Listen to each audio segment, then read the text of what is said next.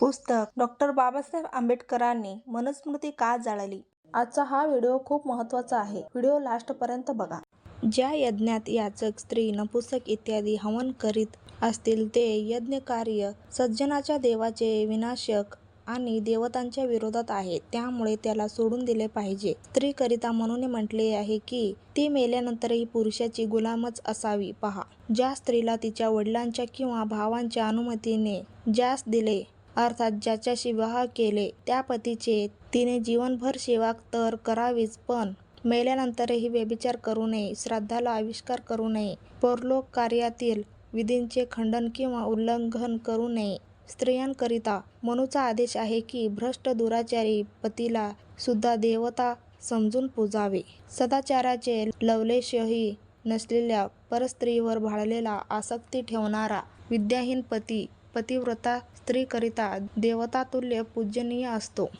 स्त्रियांकरिता यज्ञविधीचे व्रत आणि उपवास वर्जित आहे. करण्यास मनाई. तिला स्वर्गलोकाच्या प्राप्तीकरिता पतीची सेवा भक्ती हीच पर्याप्त आहे. स्त्रियांना व्रत आणि उपवासाचे हक्क नाहीत. वेगळे यज्ञोपवीत कार्य करण्याचेही हक्क नाही. ती तर पतीच्या सेवेने स्वर्गात पूज्य ठरते. स्त्रीने जर व्रत किंवा उपवास केले तर ती कोणत्या दंडास पात्र ठरते? पतीच्या जिवंतपणी जी स्त्री व्रत किंवा उपवास करीत असेल ती स्वतः नरकात जाते आणि पतीचे आयुष्य कमी करते. मेलेल्या पतीच्या इच्छेनुसारच स्त्रीने कर्तव्य करावे. पहा. पतीला प्राणप्रिय मानणाऱ्या पत्नीने जिवंत किंवा मृत्यू झाल्यास जे कार्य पसंत नव्हते ते करू नये. पती मरण पावल्यानंतर स्त्रीने आपले शरीर भोजन इत्यादी वर्ज्य करून क्षीण दुर्बळ करावे म्हणून ही शिकवण स्त्रीला दिलेली आहे. स्त्रियांना भोजनही वर्जित केलेले आहे. पहा. पतीच्या मेल्यानंतर स्त्रियांनी पवित्र फूल, कंद, मुळे, फळे इत्यादींचा आहारात उपयोग करून आपले शरीर क्षीण करावे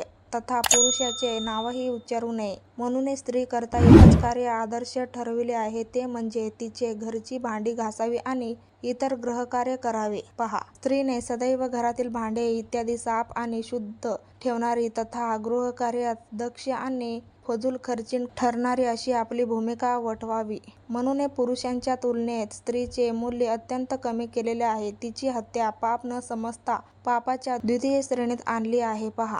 जनावरे, धान्य आणि सोने इत्यादी धातूंची चोरी करणे, मद्यप्राशन, ब्राह्मण विधवेशी सम करणे, क्षत्रिय, वैश्य, शूद्र आणि स्त्री इत्यादींची हत्या करणे हे नास्तिकपणातील द्वितीय दर्जात्मक पाप आहे.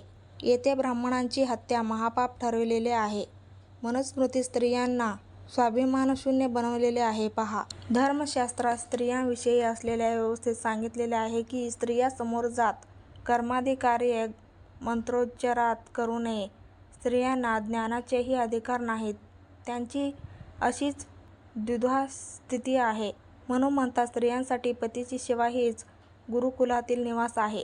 स्त्रियांची विवाह पद्धती हे वैदिक संस्कारच आहे. त्यांच्याकरिता पतीची सेवा हेच गुरुकुलातील निवास आहे आणि गृहकर्तव्य हेच नित्य हवनतुल्य कर्म आहे. पतीच्या मरणोपरांत म्हणून स्त्रीकरिता काय व्यवस्था दर्शविली आहे ते पहा. विधवा स्त्री मरेपर्यंत सौभाग्यवती ती स्त्रीसारखी उत्तम धर्माचरण करू इच्छित असली तरी तिने क्षमाशील आणि नियमांतर्गत ब्रह्मचारिणी बनूनच राहावे. परंतु स्त्री मरणोपरांत पुरुषाकरिता दुसरी व्यवस्था आहे. पतीच्या आधी मरणाऱ्या स्त्रीचे अंतिम संस्कार करताना अग्नी दिल्यानंतर पुरुषाने पुनर्विवाह करून अग्निहोत्र करावे. मनूच्या म्हणण्यानुसार स्त्रिया स्वभावतःच प्रेमळ नसतात आणि त्या पतीच्या इच्छेविरुद्ध कार्यरत असतात. पिढीजात दोष, वांशिक आणि स्वभावत प्रेमळतेच्या अभावामुळे घरात प्रयत्नपूर्वक ठेवूनही स्त्रिया पतिविरुद्ध कामे करतात. भावना. पैतृक संपत्तीचा हिस्सा एकदाच दिला जातो. कन्येचे दान एकदाच केले जाते. तसेच कोणत्याही वस्तूचे दान एकदाच होत असते.